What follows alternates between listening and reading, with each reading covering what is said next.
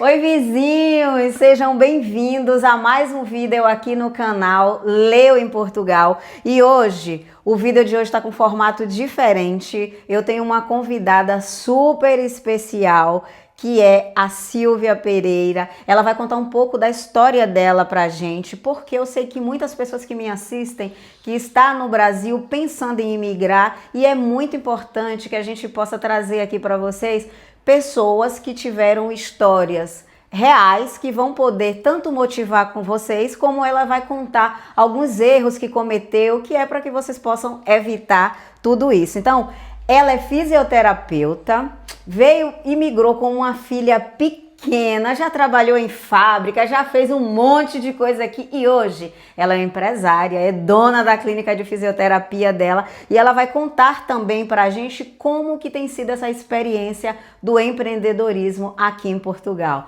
Seja bem-vinda, Silvia Pereira, ao nosso Pod Prosa, oficialmente no YouTube. Eu quero que você se apresente um pouco para os nossos vizinhos. Olá, vizinhos!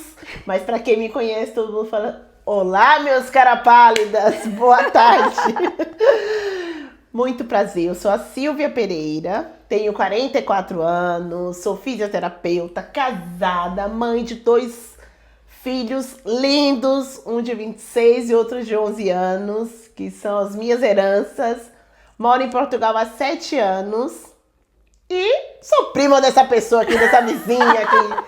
A gente já fez uma live no Instagram, quem quiser ir lá depois dar uma olhada, que talvez a gente não repita as mesmas coisas que a gente comentou lá, vai lá dar uma olhada no Instagram dela.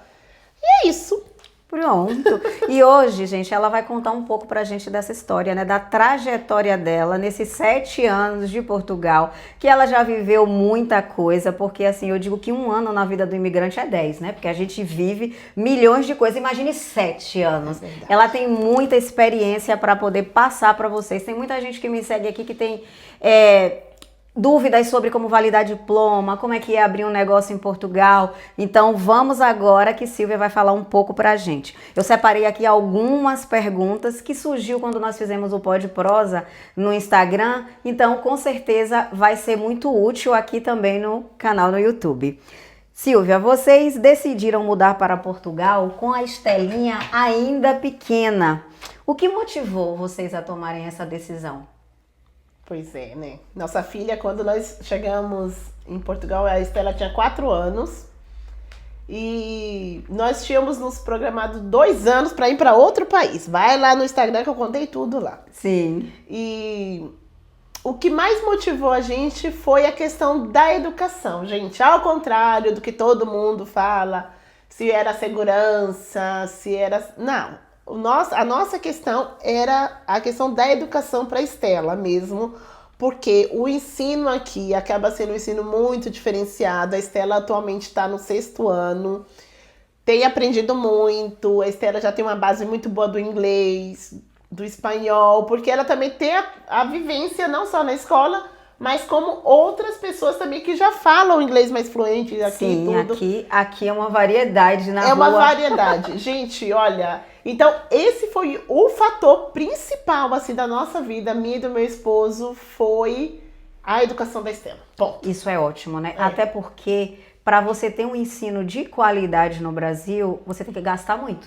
Não é que no Brasil não tenha um ensino de qualidade, mas você tem que investir muito, gastar muito com mensalidades, com módulos que são bem caros, e aqui você conseguiu tudo isso sem pagar nada, né? Agora conta pra gente quais foram os maiores medos e desafios que vocês enfrentaram na mudança para Portugal. Ai, Jesus. Olha, um desafio grande. Primeiro é tá longe, né, de todo mundo, é se adaptar à diversidade cultural, né? Eu acho que um dos fatores, assim, bem forte, bem marcante, assim, na nossa vida é a diferença cultural. Nós estamos inseridas em um país onde lidamos, não é só com português, né? Não. Estamos em Portugal, mas tem várias nacionalidades aqui. Então, a diversidade eu tenho franceses, portugueses, indianos, chineses, venezuelanos. na escola de eles tem de tudo. Agora os chineses. E depois da guerra da Ucrânia, Portugal abriu muitas fronteiras, muitas portas. Então veio um boom muito grande de imigrantes, indianos, paquistanês. Então eu já lidei com todo esse tipo de gente. Na fábrica que eu trabalhava tinha todas essas nacionalidades, gente. Ucranianos. E é isso. Então o maior desafio foi a cultura. A cultura, a questão de a diversidade cultural mesmo é complicado, não é só para os fortes, gente, porque às vezes você fala uma coisa, interpretam de outra maneira, o que é uma palavra simples pra gente lá no Brasil, aqui já não é tão... É o contrário, totalmente. O contrário, entende? Então, assim, mas mesmo com todos esses fatores, eu digo número, gênero e grau pra vocês. Eu fui muito bem recepcionada em Portugal, ao contrário do que muitos imigrantes falam. Eu primeiro fui morar em Sintra e fui muito recepcionada. Os meus vizinhos eram fantásticos, eram duas senhorinhas. Ai, que eu amava muito, que elas adotaram a Estela como netas. Então, pra mim isso foi muito, muito marcante. Foi um desafio, muito mas que não foi muito difícil de superar. Então, assim, pra mim foi mais pontos positivos do que negativos. Pronto. E no início, Estelinha com 4 anos, como que foi a adaptação dela, tanto na escola como no dia a dia com essa nova cultura? Ixi, filha, a Estelinha parecia que já nasceu em Portugal. Estelinha é descolada. A minha filha, quem conhece a Estela, sabe o quanto essa menina é totalmente, realmente descolada. É que nem a mãe, fala até com vento. Faz amizade muito fácil. Uma menina super amiga de todo mundo. Muito carinhosa, muito amorosa. Então a Estela não sentiu tanto. A única saudade da Estela, que ela chorava por tudo e por nada, que era por causa do irmão dela. Porque nós viemos e o Luiz Fernando ficou lá no Brasil. Sim. E ela, do nada, quando eu vi, a Estela tava chorando, de tipo, soluçar mesmo. Com saudade. Aí eu, o que foi, filha? Eu tô com saudade do Nando. Então, assim, a tristeza dela era o irmão dela. Ponto. Mais ninguém. Ela não falava de mais ninguém, gente. Nem vô, nem vó. A Estelinha era só o irmão dela. Então, foi o maior... A dificuldade maior foi essa com ela, né? Mas na escola, gente do céu, quando a Estela foi pra escola, era pré-escola, 4 anos, e chegou na escola, a professora falou lá um negócio que onde a gente chama no Brasil de bumbum, a professora falou outro nome aqui. E quando ela chegou em casa, ela, mãe, a professora falou isso. Eu, filha, ok que a professora falou, tal, mas a gente não fala desse jeito no Brasil. Então continua falando igual a gente fala no Brasil, tá bem? Porque pra ela não confundir. Eu nem vou falar do vídeo, porque ela falava várias vezes a mesma palavra e pra gente acaba sendo um palavrão lá no Brasil, né? Não é elegante falar isso, né? Mas ela fez amizade muito fácil, as professoras, foi muito acolhedora com ela. E como ela também estava se inserindo na escola, eu lembro que quando eu cheguei, gente, só abrindo um parênteses, quando a gente chega aqui, todo mundo fala um monte de coisa, que você não vai conseguir isso, não vai conseguir aquilo. Eu lembro que eu fui para a região de Sintra e lá os agrupamentos escolares já estavam muito cheios na questão de escola e tal. E todo mundo falava que eu não ia conseguir vaga para Estela, porque era obrigatório ela ir para a escola a partir dos 6 anos de idade. E não com 4. Hoje em dia, muitas pessoas me fazem essa pergunta sobre creche. Creche é mais complicado, né, para conseguir. Creche era bem mais complicado. E na idade dela de 4 anos era creche aí? Era como se... Já não era mais creche, não era mais creche. Porque a creche, ela começa depois, acho que a partir dos 4, 6 meses, que é quando a mãe terminou a baixa da mãe, né, com 4 meses. Aí já é inserida na creche. Sim. Então a creche vai até os 4 anos de idade. Então vem a creche dos 4 aos 4 anos, de 6 meses, de 4 meses, 6 meses, a 4 anos. De 4 a 6 anos é pré-escola. Sim, então entendeu? Ela era na pré-escola. Então ela estava na pré-escola. Quando a gente... E eu consegui, gente. Eu falei, não, eu vou conseguir. E fui no agrupamento escolar. E no agrupamento escolar já falaram que, olha, ela não é obrigatório entrar na escola. Eu falei, olha, mas lá no Brasil ela já ia pra creche, eu quero que ela continue se inserindo, até mesmo para conhecer a questão cultural, né? E até porque os pais precisam trabalhar. E a gente precisava trabalhar, né, gente? E sem rede de apoio, porque no Brasil você ainda deixa com a avó, com a tia, com alguém, né? E ainda tem esse detalhe, sem rede de apoio.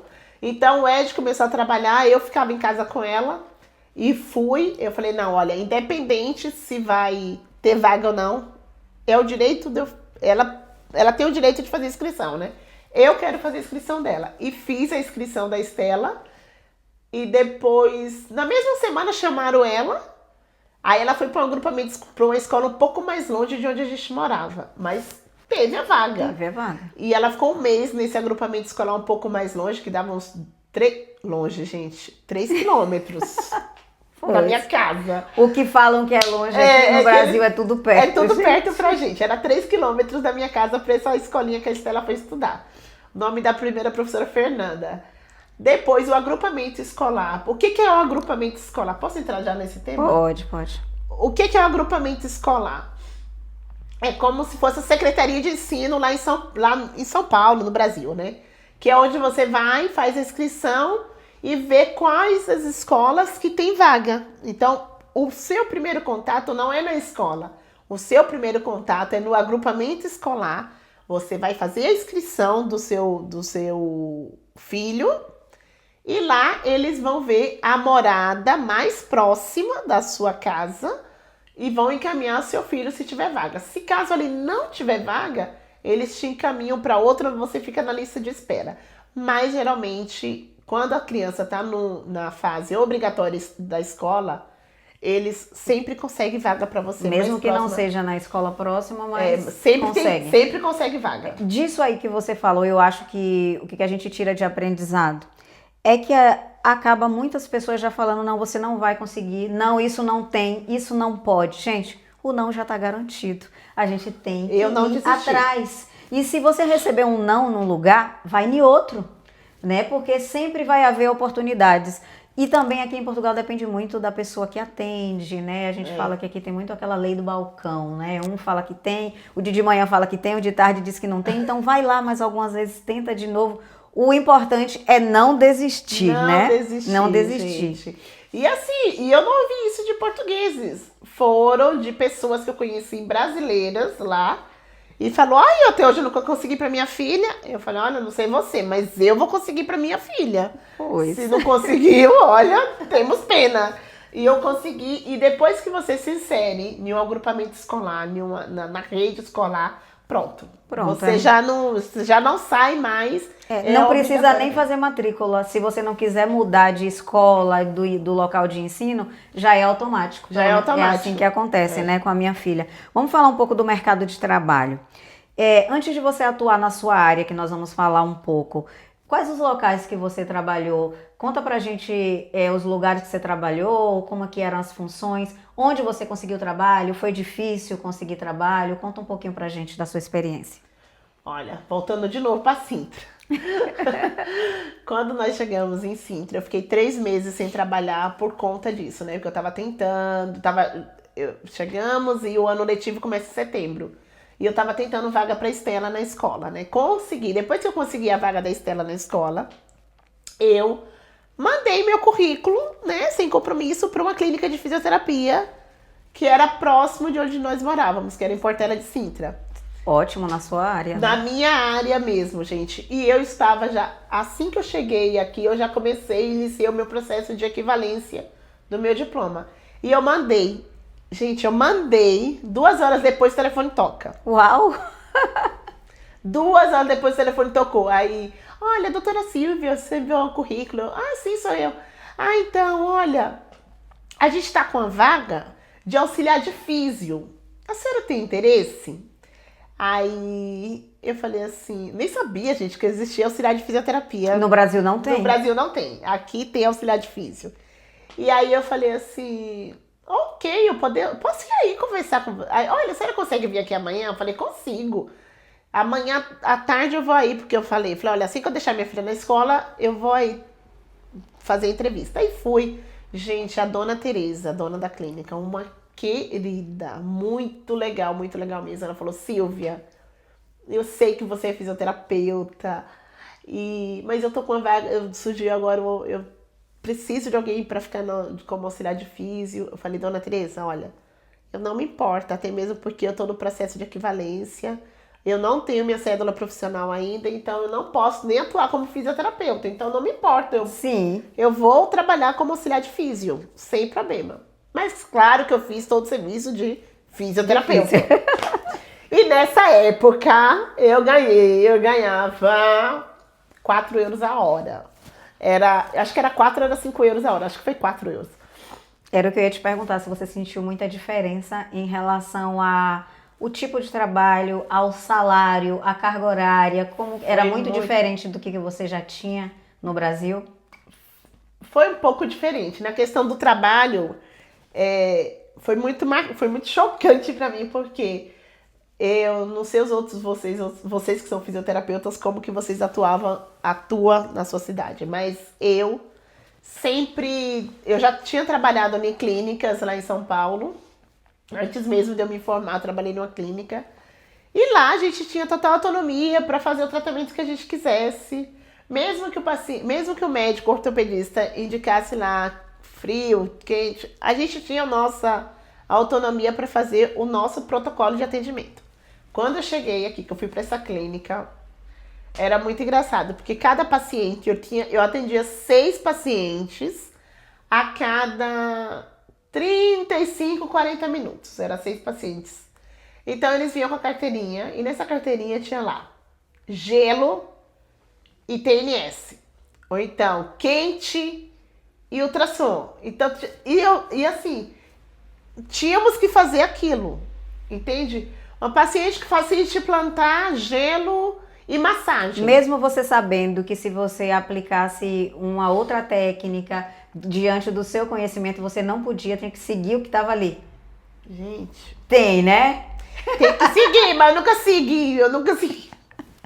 Gente, eu falava para meus pacientes, olha, desculpa, discordo. Mas gelo você tem em casa. Eu falei, gelo você tem em casa, você tem que fazer os tratamentos que você não vai ter em casa. Então, olha, por favor, não, aqui é o fisiatra que passa esse tratamento. Lá no Brasil é muito o contato de ortopedista, aqui tem o fisiatra. E eu falava, olha, eu não concordo com isso, então eu vou mudar. Se você falar pro fisiatra que eu mudei o tratamento, eu vou dizer que é mentira. E era muito engraçado, eu mudava tudo. Paciente plantar, mudei os tratamentos. Eu falei, vocês precisam de fazer exercício. É o exercício que vai curar, que vai fortalecer. Gelo, e a minha paciente chamava Tereza. A senhora faz em casa, viu, dona Tereza? E eu falava assim, não deixa a dona Tereza, que é a dona, saber disso, né? Porque senão vai que ela fala. Mas depois eu fui e falei, ó, dona Tereza, não concordo com isso. E eu tô tratando os pacientes de acordo com os meus protocolos. Ela deu risada. Fica à vontade, dona Silvia. Então eu tive essa abertura, essa aceitação também muito grande por parte da dona da clínica. E de confiar em mim, porque ela não me conhecia, gente. Sim. Ela confiou, entende? Então, e assim, seu diploma ainda nem estava validado. E meu diploma nem estava, eu não estava nem com minha equivalência. Eu já tinha dado entrada no ACSS, porque não tinha ordem dos fisioterapeutas quando eu vim pra cá. Então, e foi muito burocrático para validar? Não. Eu tive que ir na embaixada do Brasil para pedir uma autenticação do meu diploma, né, e do meu histórico escolar. Com uma semana ficou pronto. Eu não lembro se eu paguei 10 euros, acho que foi 10 euros para essa certidão, nem lembro se eu paguei algo. Deixei pessoalmente, porque como eu morava lá, fui lá na embaixada do Brasil, fiz todo o processo. Uma semana depois fui lá, busquei. No dia que eu peguei lá, eu e a Estelinha já saímos de lá e fomos lá no ACSS, que fica na Avenida Brasil. E já levei todos os documentos. Já tinha feito a transferência, que era 50 euros na época. Eu paguei 50 euros, gente do céu. Meu hoje Deus. tá uma fortuna para fazer equivalência. Hoje tá mais burocrático, Bem né? mais, com a ordem dos fisioterapeutas. Agora você não vai direto para a ordem dos físios, né? Você vai primeiro passar por uma universidade. Eles vão ver o teu histórico escolar, ver sua grade curricular e o quanto de horas de estágio você tem. uma amiga minha acabou de ser negado um processo dela. Meu Deus. Ela tem anos de formada, gente. Anos de formada lá no Brasil. Mas não é a quantidade de experiência que você tem que eles julgam. Eles julgam o quanto de estágio você tem. Se eu não me engano, ela tinha 750 horas de estágio. Porque antigamente não se exigia tanto estágio, né? Na época lá, há anos atrás, 2004, acho que ela é formada. E o processo dela foi negado. Ela vai ter que estudar para conseguir a equivalência do diploma dela. Infelizmente, ela investiu aí 500 euros, porque está mais ou menos nessa faixa etária de uns 500 euros, direto por ou uma universidade ou um politécnico. Tem o de Coimbra e o de Leiria, pega a dica aí. Leiria e Coimbra é um dos melhores que está tendo para fazer equivalência para o curso de fisioterapia. Se você está no Brasil, você pode mandar tudo por e-mail para eles. Que legal, não sabia disso. Pode mandar tudo por e-mail. Você já pode iniciar o processo estando no Brasil ainda. Que coisa boa. E está custando em média 550 euros, porque daí tudo tem que estar apostilado, né? E é bem caro tudo isso. E os apostilamentos acabam sendo caro. E quando você está no Brasil é ótimo, porque se pedir algum documento complementar, você tá lá para pedir. Recentemente, uma físio pediram, ela está em processo pela Politécnica de Coimbra, e pediram a questão das notas. Por quê? Lá no Brasil aconteceu também com a prima. Tem lugares que é letras, tem lugares que é notas, e então eles ficam na dúvida. O quanto vale essa nota aqui em Portugal? E eles querem geralmente esses documentos, e foi o que pediu para ela agora, para dar continuidade no processo dela. E se a pessoa tiver condições de já fazer do Brasil, já adianta muito o processo para quando chegar aqui. Muito. E eu acho tão complicada essa questão, né? Você estuda no Brasil, você se forma e quando chega aqui, muitas vezes você tem esse processo de validação que é muito complicado. A psicóloga de minha filha mesmo teve que estudar 2 anos para poder fazer. Então, realmente é um pouco complicado. Por isso que quando a gente fala sobre imigração, é bom que as pessoas venham com a mente aberta para que nesse período saber que vai ter que trabalhar em outra área, né? Há 7 anos atrás era diferente. Você conseguiu as coisas com mais facilidade. Hoje já está muito mais burocrático e cada dia que passa, mais burocracias acontecem. Há 7 anos, o meu processo de equivalência para pegar com a minha cédula profissional, tudo ficou 110 euros. Eles nem pediram apostilamento dos meus documentos, gente. Você tem uma ideia. Não pediram. Porque o ACSS, ele fica lá em Lisboa e ele faz parte da questão da saúde mesmo, de fazer equivalência na área da saúde. E eles não me pediram. Assim, foi Deus mesmo na minha vida, porque depois de 2 anos veio a Ordem dos Físios, que faz pouco tempo que eu peguei minha cédula profissional através da Ordem dos Fisioterapeutas. E só mais um parênteses, referente aos tratamentos, gente, foi chocante pra mim, como físio, ver os tipos de tratamento que é muito diferente do nosso, sabe?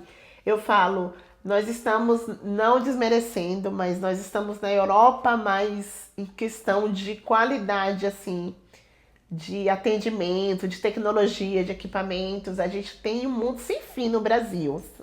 A gente é muito privilegiado. Eu fui muito privilegiada pela universidade que eu me formei. Não sei agora como está, mas eu me formei pela Universidade de São Francisco. Eu acredito que está melhor, só vai melhorando as coisas, entende? né? Vão evoluindo normalmente. Eu não sei, prima, sabe por quê? Depois da pandemia, muita coisa foi boicotada. Ah, sim. A pandemia deu uma mudada bastante. Muita gente... Teve os formandos aí da época da pandemia que não teve estágio, não teve nada. Então, se viesse para aqui, não ia nem poder validar o diploma. Ainda tem essa questão, Ainda né? tem isso, tem tudo isso. Então, o choque que você mais recebeu foi essa questão de tratamento, da limitação do tratamento. Porque, como você falou, uma pessoa colocar gelo, colocar um calor, são coisas que a pessoa pode colocar em casa e você como físio sabe que tem técnicas, que tem exercícios que são mais eficazes e muitas vezes ser limitada de fazer isso. E a massagem, é muita massagem. Todos os fisiatras, eles colocam ultrassom e massagem. Quente e massagem, não sei o que, e massagem. Eu falei para meus pacientes, falei, gente, massagem não cura. Massagem, ela alivia ali naquele momento, mas ela não vai te curar. Então, o que te cura são os exercícios, o movimento cura, o movimento é totalmente diferente, o fortalecimento. Então, isso para mim foi um choque muito grande. Você fez essa mudança, né? E as pessoas que faziam o tratamento antes de você chegar e teve essa mudança, falaram que houve diferença em sentir as dores, as coisas? Muito. A eficácia, né, no tratamento. A eficácia. A dona Tereza, que da Facite Plantar, ela foi uma das que eu fiquei muito feliz mesmo. E uma outra que tinha também problema na coluna, que eu peguei a bola de pilates e fazia pilates com ela lá no tratamento. Porque eu tenho essa formação também. E aí ela falou, doutora, se eu tivesse conhecido antes, não tinha feito tanta sessão difícil. Porque a senhora já fez 4 sessões e eu já não tô sentindo mais dor. Então, olha só a eficácia de um tratamento, que diferença que faz na vida de um paciente, gente. É verdade. Depois que a Silvia passou por esse processo de validação, ela mudou de cidade, veio morar em Aveiro, passou por outros trabalhos, mas hoje ela é dona da clínica dela de fisioterapia e de pilates, como ela falou, ela tem essa formação. E como ela estava falando um pouco antes, que nós no Brasil estamos anos-luz à frente sobre tratamentos, sobre equipamentos, tanto que tem um porém, na clínica de Silvia ela trouxe os equipamentos do Brasil para aqui, né, Silvia? Entendi. Conta um pouco pra gente como que foi para você abrir a sua própria clínica. Já vimos que a validação do diploma, há 7 anos atrás, você não pegou tanto burocracia como hoje. Mas a clínica tem quanto tempo que você abriu? Conta pra gente como foi o processo. É muito burocrático para empreender em Portugal? Conta um pouquinho pra gente. Acho que empreender no mundo inteiro é um pouco chatinho, né? Mas em 2021, de tanto meu marido, eu trabalhava em uma fábrica, gente. A gente fazia tudo que ia dentro de uma pá eólica, né? Gerador de energia e tudo. É tanto que na época da pandemia eu trabalhava nessa fábrica, não fechou, a gente continuou trabalhando nessa fábrica. E meu marido sempre falava assim, amor, você já tá com sua cédula profissional, você vai ficar trabalhando nisso até quando? Você vai enterrar seu diploma? E eu falava, amor, tá tão bom assim, eu sei que quando eu saio daquela empresa, as contas é da empresa, não tem mais problema. O empreender não é fácil, a gente se preocupa muito. E ele não aceitava. Gente do céu, meu marido foi uma locomotiva assim na minha vida para o empreender. Né? Ele não se conformava de você passar tantos anos estudando e chegar aqui e não exercer. E não exercer a função. Era isso que ele... Porque se eu não tivesse exercendo por conta da cédula profissional, mas eu já tinha tudo. Eu já tinha tudo quando eu tava nessa fábrica, gente. Mas eu gostava, eu tava cômodo pra mim ali. Eu já ganhava mais que o ordenado mínimo. Eu era líder de uma equipe. Então pra mim tava tranquilo ali. Eu me dava muito bem com minha chefe. Ela era uma querida e gostava muito de mim também. Então pra mim tava ótimo. Aí o Ed, não. Vamos abrir. Aí um dia eu saí de casa pra trabalhar. Eu entrava às 6 horas, das 6 às 2. E eu saí de casa e eu sou cristã e sempre gosto de fazer minhas devocionais e tudo. E naquele dia eu tava atrasada, mas rapidinho deu tempo de abrir lá um texto e eu li, né, em Eclesiastes. Mas sabe quando você vai trabalhar com aquilo na cabeça? Sim. O que Deus falou com você naquela manhã, e eu fui trabalhar e fiquei com aquilo. Poxa, liguei pro marido, falei, amor, vamos pesquisar agora os equipamentos vamos abrir alguma coisa, vamos pesquisar alguma coisa. E a gente começou a luta, né, procurar um espaço. Eu já estava trabalhando na fábrica e uma vez no mês eu fazia depilação a laser no salão de uma amiga minha aqui em Aveiro, no centro de Aveiro mesmo. Eu ganhava muito bem nesses finais de semana, no mês eu ganhava muito bem com a depilação a laser. E quando veio a questão de abrir, as minhas clientes, você vai abrir em Aveiro? Você vai abrir em Aveiro? Mas eu faço parte do Conselho de Oliveira do Bairro. E antes de abrir, nós fizemos uma pesquisa, gente, um estudo. onde mais tinha carência, onde mais as pessoas iam procurar. Porque é isso o erro de muitos empreendedores. Achar que os grandes centros é onde dá dinheiro. E não é. Sim. E não é. Então, a gente buscou o quê? Vender sapato onde ninguém usa. E fomos fazer uma pesquisa e onde nós morávamos não tinha nenhum estúdio de pilates. Eu falei, é aqui. As pessoas tinham a necessidade e não tinha onde fazer. Muitas vezes tinha que se deslocar para Aveiro e outros deixavam de vir justamente pela dificuldade de locomoção. Quem vai fazer fisioterapia tá com dor, quebrou alguma coisa, né? Então, assim, eu falei, olha, amor, ok, vamos. Aí a gente achou um local com preço muito bom. A gente tinha uma loja e depois a gente mudou para outra. E corremos atrás. Os equipamentos que compramos veio do Brasil. A gente encontrou um rapaz muito bom mesmo, que atendeu as nossas expectativas. Compramos os nossos equipamentos dele. E quando foi em junho de 2021, a gente abriu nosso espaço. E estamos aí, graças a Deus, muito bem. Não é fácil, não. Porque gente, as informações é muito cruzada, assim, sabe? A gente ia em um lugar, não tinha uma informação, internet não se achava. Então a gente não abriu empresa, nós tínhamos aqui no Brasil é o MEI, aqui é o Recibo Verde.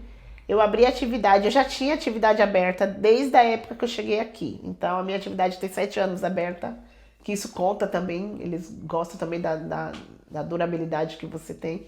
Então eu abri atividade, só coloquei o local físico, né? Que agora eu tinha um local físico para atender. Cadastrei tudo. Tem o site da ERS, que é a Entidade Regulamentadora da Saúde. Fiz minha inscrição lá, fiz tudo bonitinho, como manda o figurino, livro de reclamações, tudo bonitinho, seguro de responsabilidade civil. Tudo isso você precisa para ter uma porta aberta. São muitas burocracias, entendeu? né? O livro de reclamações, que geralmente quem tem atividade aberta tem que ter o livro de reclamações. E muita gente, às vezes, as pessoas... Eu fui descobrindo isso, gente, trabalhando, já com a porta aberta. Ai, meu Deus, tem que ter isso, ai, tem que ter aquilo. Dentro do seu estabelecimento são detalhezinhos bem pequenos, mas se uma fiscalização chegar, você leva a multa sem saber. Porque nem sempre quando você vai no local, tipo abrir atividade ou alguma coisa assim, são passadas todas as informações e todos os detalhes que precisam ser feitos. Eu mesmo recebi algumas coisas para pagar que eu não esperava porque eu não sabia, porque normalmente você vai abrir, as pessoas te falam o que você precisa fazer naquele momento, não lhe diz o que você precisa fazer depois. Então eu sinto que nos lugares que nós vamos aqui de atendimento ao público, é muito limitado as informações, né? Foi justamente por isso que eu tô trazendo tanto a Silvia como vou trazer outras pessoas aqui, porque quem está aí no Brasil que quer vir já pode ter umas anotações e ficarem atentos ao que pode fazer para evitar multa, porque é o que chega rapidinho por aqui, né? Isso. A informação não chega não, mas o boleto para você pagar é rapidinho. E, gente, parece assim uma coisa tão besta, mas sabe aquele proibido fumar? Tem uma plaquinha que você tem que ter dentro do seu estabelecimento e na porta do seu estabelecimento. Eu não sabia que tinha que ter isso e ninguém nunca me falou. E daí eu fui sócia, eu virei sócia de uma associação que tem no meu conselho e a advogada, muito boazinha, as funcionárias de lá, ela me deu um checklist de tudo. Ó, você tem que fazer isso, falta isso, tem que... Um cinzeiro na porta do meu estabelecimento. E essas informações não são passadas e você só vai saber disso depois ou quando chegar lá alguém para te dar uma multa. Exata. Só quando você recebe a multa que você sabe que você precisava ter. Exato. Só. É complicado. Mas foi muito caro, né? Burocrático nós já sabemos que são e as informações são limitadas. Mas é caro para abrir? Ou não precisa pagar nada lá quando vai abrir o Recibo Verde? O custo que se tem é só do arrendamento, dos equipamentos? Conta um pouquinho dessa parte de valores. Valores. Não se paga nada para abrir atividade. Você pode ir, tem que ter um representante fiscal, né? Para você abrir a primeira vez. Ela foi a minha representante. Tem que ter, isso é Tem que obrigatório. E isso mudou em 2018, porque antes não precisava ter representante fiscal. Em 2018 mudou, teve essa troca aí tinha que ter. E não paga, Recibo Verde não paga.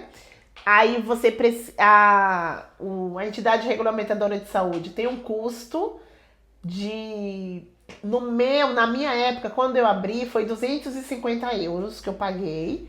E depois, anualmente, 25 euros. Se você tem tempo, se você vai trabalhar por tempo, porque depende lá da classificação, de quantos profissionais tem. Então, no site da entidade regulamentadora de saúde, você vai ter lá a tabelinha de preços, de tipo de serviço, porque se você é podóloga, se você é enfermeiro, se você é fisioterapeuta... Cada atividade, né? Lá tem toda a lista de que atividade que é a sua e o que você tem que pagar. E todo ano você paga esse valor. O valor maior é só quando você inicia. Depois, se eu tivesse mais que um profissional, eu acho que eu tinha que pagar 500 euros. Era 500 euros. E depois eu ficaria pagando 200 euros anual, uma coisa assim, não me recordo. Mas tá lá toda a tabela, gente. Sim. Não sejam preguiçosos, façam que nem eu. Vai lá e pesquisa. Já falei a entidade qual que é. Isso, é muito importante, né? O seguro de responsabilidade ser curioso, civil. Né? É importante ser curioso. É importante ser curioso. Eu não tive... Ó, essa colher de chá que vocês estão tendo, eu não tive, não. Nem existia vídeo na internet, assim, com muitos detalhes. Hoje em dia a gente tem muita informação. Hoje a gente tem muita informação, cai no golpe quem quer. Desculpa, cai no golpe quem quer. Então eu tive... E o seguro de responsabilidade civil e a segurança social, que eu acho que é um dos mais caros que temos aqui, a segurança social. O meu artigo é o artigo 53, que é isento, e artigo 9, porque na hora que você vai preencher o recibo, você põe 2 tipos de artigo lá. O primeiro é 53, depois artigo 9, que é o que diz respeito à minha profissão, a minha área de atuação. Que também tem um CRAS lá, que a lista também tem lá no Segurança Social. Minto, no site da Segurança Social não, das finanças. Tem lá, se você digitar CRAS para Recibo Verde, tem lá todos tipos de serviço que você, e o tipo de artigo que você vai seguir. Então, os custos fixos que eu tenho é esse. O anualmente, hoje em dia, atualmente, eu estou pagando 125 euros anual da Ordem dos Físios e o Responsabilidade Civil. Sim. É isso. Então, realmente, em relação de custos, para essa primeira abertura, o que vai se gastar mais é com arrendamento. No seu caso, que você viu a deficiência aqui dos equipamentos, achou necessário trazer do Brasil. Foi complicado trazer, porque a gente sabe que é tudo muito pesado, né? Os equipamentos são todos muito grandes. E você até me falou outro dia que aqui as clínicas de pilates são mais pilates no chão. E você estava acostumado com uma outra realidade no Brasil, que eram pilates no aparelho, que são bem mais eficazes, e você queria trazer e inovar isso aqui, né?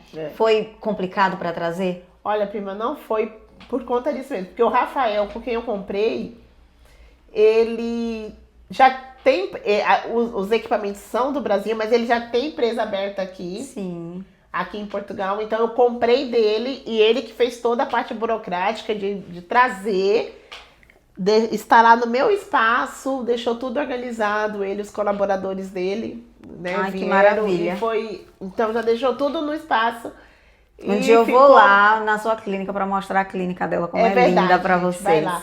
E custou em média, sei lá, uns 8 mil euros. Os equipamentos já aqui. E eu tenho muito mais equipamentos. Aí os outros equipamentos, quando eu fui no Brasil, eu comprei mais alguns equipamentos e a gente trouxe como mala diferenciada. Que aí, porque até 1 metro e meio, né? 1,5 metro e X peso, você pode trazer como mala diferenciada. Então, quando eu comprei, em 2023, eu e o Ed fomos no Brasil, a gente comprou uns equipamentos, o que a gente conseguiu trazer na mala, a gente trouxe na mala. E o que a gente não conseguiu, eu deixei lá, embalaram, e quando minha mãe veio, o ano passado, ela trouxe, eu entrei em contato com a Ibéria e eu trouxe como equipamentos diferenciados. E quando chegou aqui no Porto, na alfândega, eu paguei o IVA sobre aquele valor. Então, o IVA é 23%. 23%. É. Então, assim, é até mais fácil do que a gente pensa, porque eu achei que para trazer umas coisas pesadas seriam, assim, Não, muito mais complicado. É só comunicar mesmo, como bagagem diferenciada. E o custo da contabilista, gente. Eu pago 200 euros por mês da contabilista. Também tem esse outro custo. Mas me conta, depois desse tempo todo que você está aqui, desse tempo que você tem a clínica aberta, valeu a pena todo o esforço que você teve? Será, gente, que valeu a pena? Será?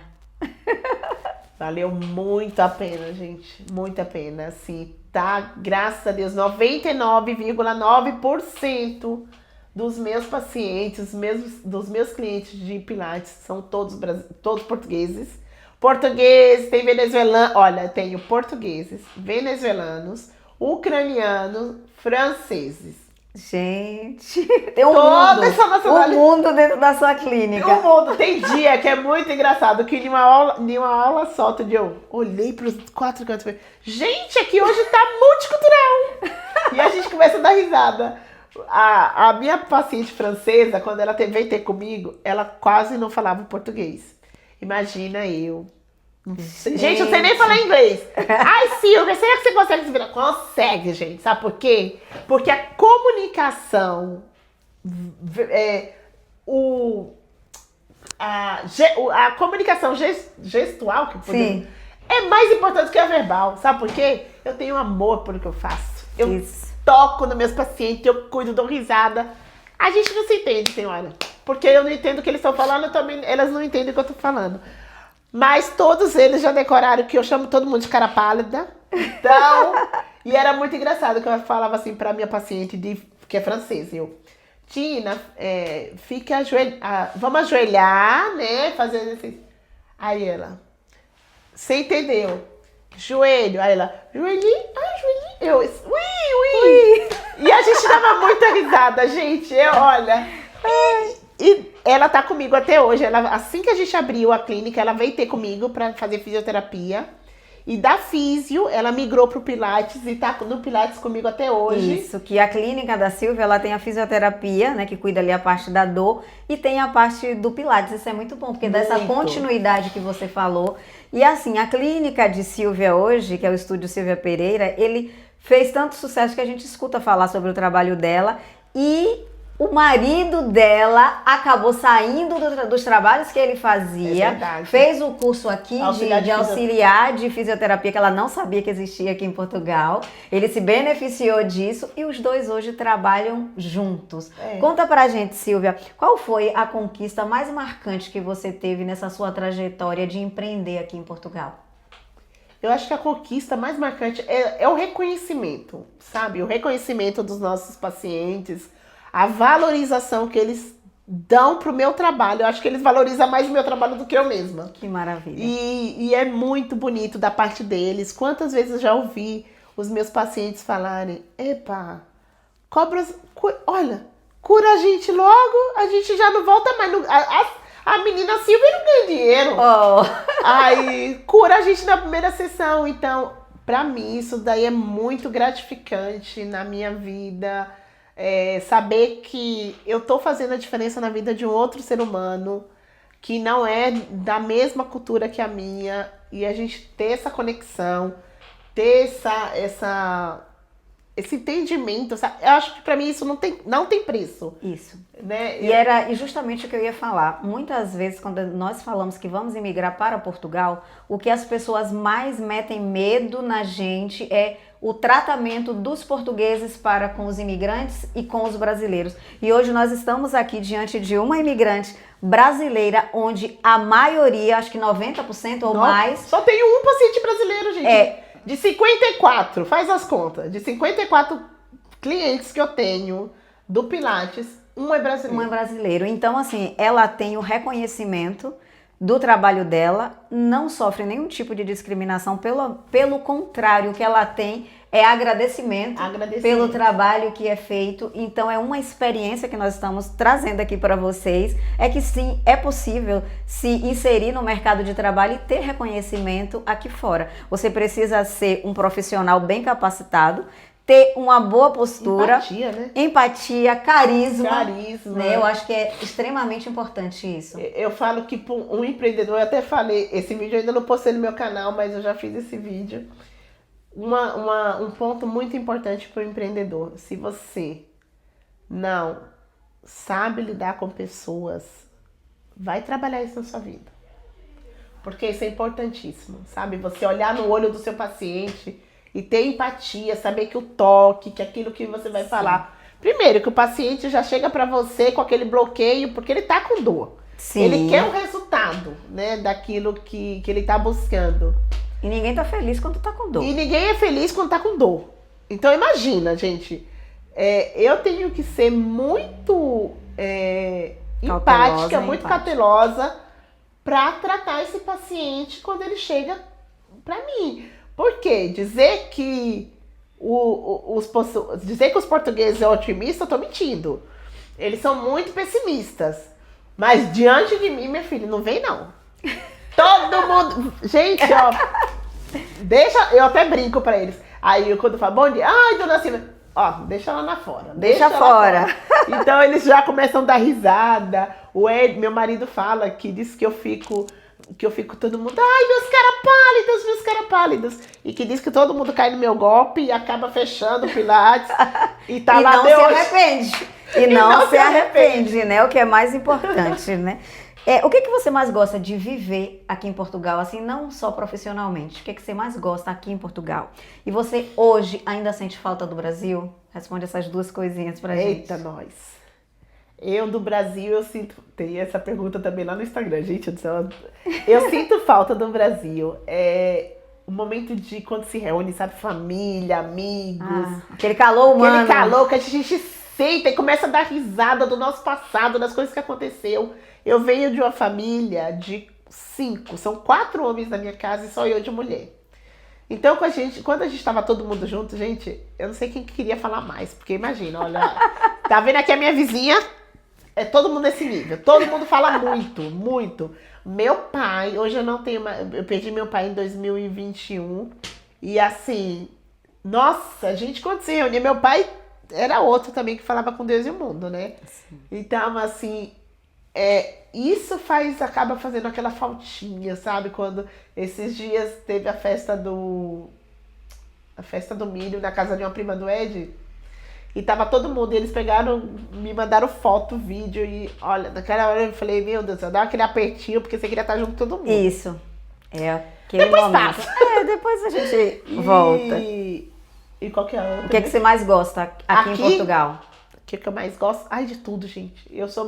Gosto do frio, não gosto do calor. E aqui quando tá calor é muito quente mesmo. Ai, nossa, até incomoda o calor. Então eu gosto muito do inverno, chegou o outono, graças a Deus. Estação linda, eu amo o outono. Outono eu gosto muito. Gosto muito das escolas, eu gosto muito do jeito dos professores. Eles são muito frontal, né? Toma lá da cá, e eu sou meio, sei lá, eu acho que eu tenho um pouco de sangue português, porque eu também sou muito direta quando eu não gosto de uma coisa e... Vocês já viram que ela gosta de tudo, né? E foi assim que um dia que eu liguei pra ela, quando meu marido falou assim, vamos mudar pra Portugal, que eu liguei pra ela, Silvia, você que já mora aí há algum tempo, me conta como é. E ela me contou tudo isso e hoje eu tô aqui. Mas para a gente finalizar, que nós já estamos em quase 1 hora de vídeo, como passa rápido e como a gente fala muito né, nem sente. Fala pra mim, pra alguém que tá vindo pra Portugal hoje, qual o conselho que você daria pra essa pessoa? Que tá lá no Brasil em casa pensando em vir pra aqui. Planeje. Planejamento. Gente, primeira coisa. Eu vejo muitos brasileiros cometer o mesmo erro que talvez lá atrás eu cometi também. Primeiro, quando a gente chega aqui, a gente acha que tudo é barato. Sim. Comparado com o Brasil, a gente chega aqui e acha que tudo é barato. Chega no mercado, 100 euros, é o tanto de coisa que a gente compra com 100 euros e vai. Aí no final, Quer ver quando você sabe que aqui realmente que as coisas não é barato, que precisa de muito trabalho? É quando você recebe seu primeiro ordenado aqui. Que você vê que ele caiu na conta, você saiu, pulou, que você nem viu pra onde ele foi. Mais da metade já fica no arrendamento. Porque arrendamento tá muito caro, tá muito escasso aqui em Portugal, tá muito difícil. E além de caro, tá muito difícil de encontrar. Muito complicado. Tá muito complicado encontrar. Ai, quero comprar. Tá caro também. Eu falo pra vocês, Portugal tá mais caro que a Espanha. Então, assim, por quê? Por falar o mesmo idioma que a gente, então as pessoas acabam passando primeiro por aqui, né, pra cá, do que para outros países. Então, assim... A crise imobiliária. A crise imobiliária tá muito alta. Isso não é para desanimar ninguém. Outra coisa. É para se preparar. É para se preparar. Para se preparar. Que, por sinal, vou até dar uma dica para vocês e eu vou deixar aqui na descrição do vídeo. Para você que está aí no Brasil, a gente está falando da dificuldade de encontrar aqui. Eu tenho uma pessoa de minha confiança que ela faz relocation. Então, vocês que estão no Brasil podem vir para aqui, chegar aqui, já ter o seu lar para morar. E com um atendimento totalmente personalizado, instruído, da cidade que você vai ficar, do tamanho do imóvel que você quer, tudo certinho. Vou deixar aqui o número do telefone, né, o link da Kaline da Europay para vocês. Boa, porque olha, a questão dos valores e outra, gente, pelo amor de Deus, mais uma vez eu vou falar, eu não me canso de falar isso e vou falar de novo. Em Portugal não existe só Lisboa e Porto. Exato. Gente, olha, tenho várias amigas agora que estão migrando de Aveiro para outras cidades. Eu sou a próxima. Tô doida, gente, para ir morar numa aldeia. Porque, assim, os grandes centros estão super faturando em arrendamentos. Então, tipo, tem aldeias maravilhosas para você morar. Pesquisa outras cidades. Uma amiga minha agora acabou de comprar uma casa lá em Valência, que é fronteira com a Espanha, lá em Vigo, que a próxima cidade é Vigo. Então tem tantas cidades lindas, pronta para te acolher. Sim. Em questão de trabalho, de moradia. Então não foque só nos grandes centros. Já que você está saindo do seu país, saia para um lugar onde você vai trazer qualidade de vida para os seus filhos e para você. Com certeza. Porque eu vou falar uma coisa para você. Atualmente, um casal, cada um ganhando um ordenado mínimo, que é em torno de 800 e poucos euros. É 870. 870, né? Então imagina, 870. Gente, não dá. Você não vai sobreviver. Não, você não vai viver, você vai sobreviver. Então tome muito cuidado, porque quando chega aqui, você tem que entender que a vida não é um conto de fadas. E quando chega aqui, a realidade vem, as contas vêm. É água, é luz, é internet, é condução, que você tem que ter um carro. Então tenha um planejamento financeiro. Tudo isso, põe na ponta do lápis. Vale a pena? É viável agora? Eu posso esperar mais um pouco? Se tiver dúvida também... Se quiser uma assessoria mais precisa sobre a questão de equivalência, me consultem, me chama aí. Eu vou deixar aqui também na descrição o Instagram da Silvia, do estúdio dela de Pilates, o dela também, ela também tem um canal no YouTube. Vou deixar tudo certinho para vocês seguirem e acompanharem o trabalho belíssimo que essa mulher faz. E agora, gente, vai ficar assim. Eu sou. E agora eu quero aproveitar para agradecer. Tá? Nós vamos chegando ao fim, porque a gente conversa pouco, né? Foi muito importante você partilhar com a gente, né, toda essa sua trajetória de 7 anos aqui em Portugal, como mãe, esposa, empreendedora, e são histórias reais e que pode estar beneficiando vocês que estão aí atrás. Silvia, muito obrigada mesmo, de coração. De nada. Nós vamos encerrando por aqui o nosso Pode Prosa de hoje. E você já sabe, se não é inscrito no canal, se inscreve. Deixa aqui o seu comentário. Se você não é fisioterapeuta, quer que eu veja um outro profissional, dê sugestão aqui também nos comentários, que eu vou tentar trazer pessoas confiáveis, é claro, e pessoas que tragam a experiência que vocês querem passar, tá bom? E muito obrigado, vizinhos, e até o próximo vídeo. Eu que agradeço, Pimó. Até o próximo. Obrigado, meu amor.